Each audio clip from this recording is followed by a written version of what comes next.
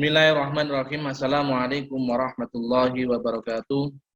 Alhamdulillah wa syukurillah wa nikmatillah la haula wa la quwata illa billah ma ba'du.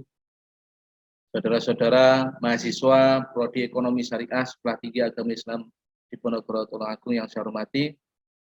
Selamat sore. Pada sore hari ini kita akan bahas berkaitan dengan menjalankan pemasaran kualitas total atau total quality management di mata kuliah manajemen pemasaran. Baik, saudara-saudara, apa yang dimaksud dengan TQM atau Total Quality Management merupakan peningkatan secara terus-menerus yang dilakukan oleh setiap orang dalam organisasi atau perusahaan untuk memahami, memenuhi, bahkan melebihi harapan pelanggan. Yang perlu dicatat adalah di sini pelanggan, ya, terhadap TQM ini. Nah, Total Quality Management ini perlu yang kita sadari bersama, sebuah perusahaan itu pertama adalah fokus terhadap pemenuhan pelanggan. Yang paling utama adalah konsumen, yang paling utama adalah pelanggan.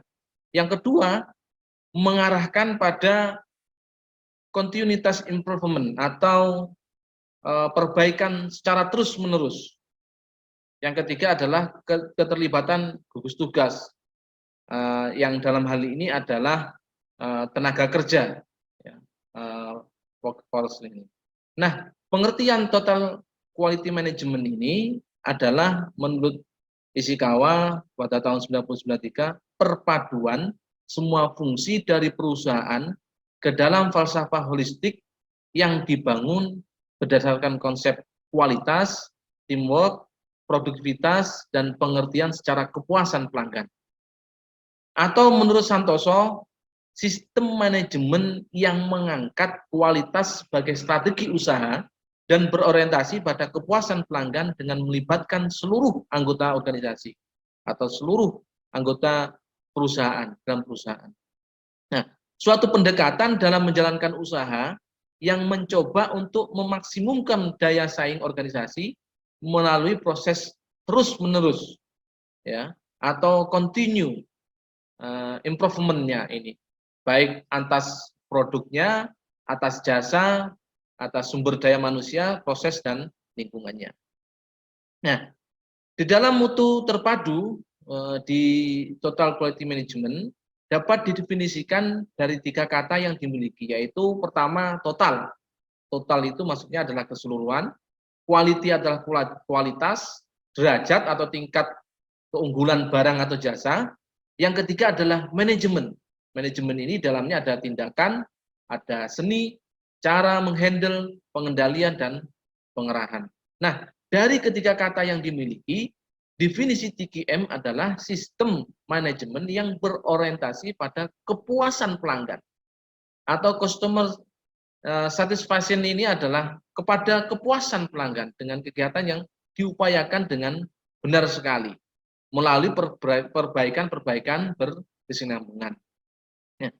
Ada pengertian lain, misalkan dari DRS Nasution misalkan mengatakan bahwa total quality management merupakan suatu pendekatan dalam menjalankan usaha yang mencoba, ya, untuk memaksimumkan daya saing organisasi melalui perbaikan terus-menerus atas produk, atas jasa, tenaga kerja, proses, dan lingkungannya. Nah, unsur TQM itu ada, yang pertama adalah fokus pada pelanggan. Ya. Ada obsesi terhadap kualitasnya. Terus ada pendekatan ilmiah, ada komitmen jangka panjang, ada teamworknya, ada kerjasama tim, ya. Ada perbaikan sistem secara berkesinambungan, ada pendidikan dan pelatihan, ada kebebasan yang terkendali, dan ada kesatuan tujuan, dan ada keterlibatan serta pemberdayaan kepada karyawan. Ini harus kita pahami unsur-unsur TQM ini. Nah, di TQM sendiri ada 5 pilar, saudara-saudara. Yang pertama produk, yang kedua adalah proses, yang ketiga adalah organisasi, yang keempat adalah kepemimpinan, dan kelima adalah komitmen. Mari kita coba bersama-sama mentelaah dari 5 pilar ini. Ini yang sangat penting yang perlu kita pahami di TQM ini di Total Quality Management. Produk di sini adalah titik pusat tujuan dan pencapaian organisasi. Ya. Nah, mutu dalam produk, ya, di dalam produk ini ya, saya ulangi, produk ini adalah titik pusat tujuan dan pencapaian organisasi. Sedangkan mutu dalam produk ini tidak mungkin ada tanpa ya di dalamnya ada proses. Ya. Dan mutu di dalam proses ini tidak mungkin ada tanpa organisasi yang tepat. Sedangkan organisasi yang tepat tidak ada artinya tanpa kepemimpinan atau pemimpin yang memadai. Dan komitmen di sini, ya, komitmen di sini yang kuat dari bawah ke atas merupakan pilar pendukung bagi semua yang lainnya 1 sampai 5 saling mendukung dan sebagainya. Nah, setiap pilar ini tergantung pada keempat pilar yang lain. Dan kalau salah satu lemah dari 5 pilar ini, kalau salah satu lemah, dengan sendirinya yang lain juga akan menjadi lemah. Baik, saudara-saudara yang saya hormati, mari kita teruskan berkaitan dengan manfaat TQM. Manfaat TQM ini bagi pelanggan adalah sedikit atau bahkan tidak memiliki masalah dengan produk atau pelayannya. Yang kedua, kepedulian terhadap pelanggan itu lebih baik atau pelanggan lebih diperhatikan. Yang ketiga, manfaat TQM ini adalah kepuasan pelanggan ini terjamin. Bagi institusi, yang pertama adalah terdapat perubahan kualitas produk dan pelayanan. Ya, yang kedua adalah staf lebih bermotivasi.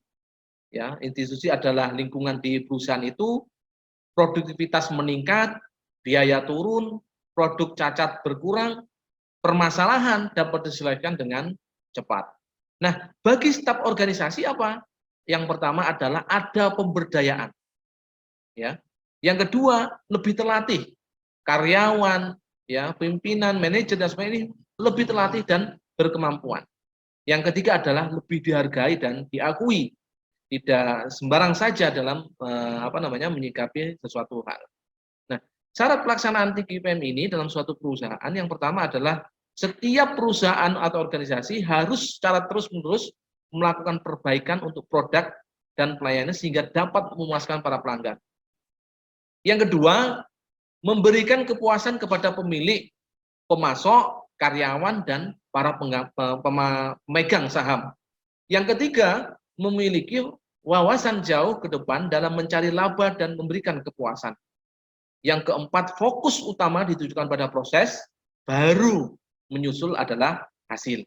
Yang kelima, menciptakan kondisi di mana para karyawan aktif berpartisipasi dalam menciptakan keunggulan mutu.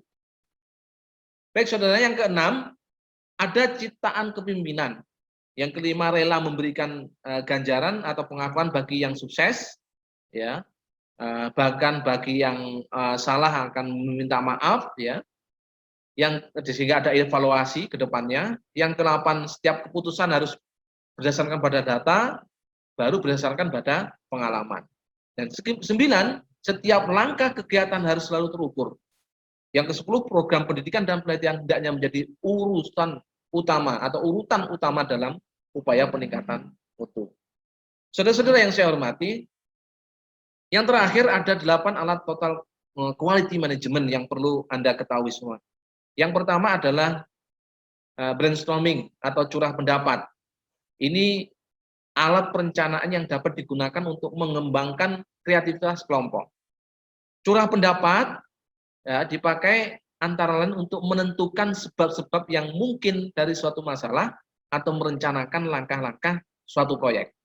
Yang kedua, ada diagram alur atau bagan arus proses.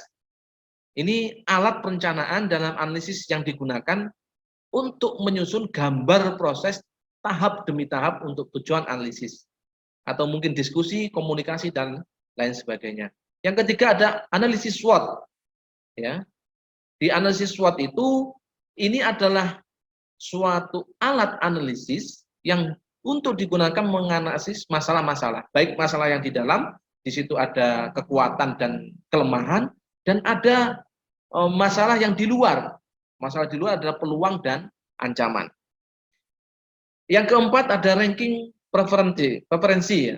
Ini alat ini digunakan untuk memilih gagasan dan pemecahan masalah di antara beberapa alternatif. Yang kelima ada analisis tulang ikan. Juga dikenal sebagai diagram sebab akibat.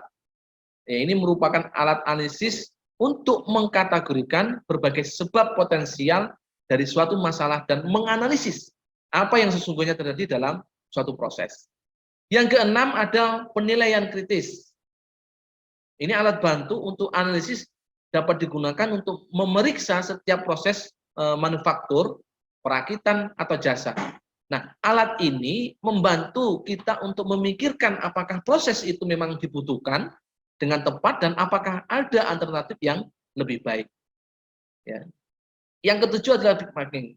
Ini adalah proses pengumpulan atau analisis data dari organisasi kita yang dibandingkan dengan analisis organisasi yang lain yang di luar kita.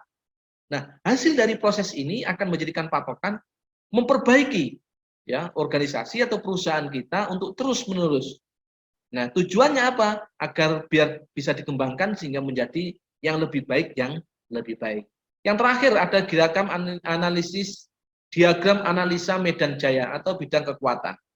Nah, pada diagram medan jaya ini merupakan alat analisis untuk mengidentifikasi berbagai kendala dalam mencapai suatu sasaran dan mengidentifikasi berbagai sebab yang mungkin serta pemecahan dari suatu masalah atau istilah katakan di peluang-peluang yang di luar baik di dalam maupun di luar.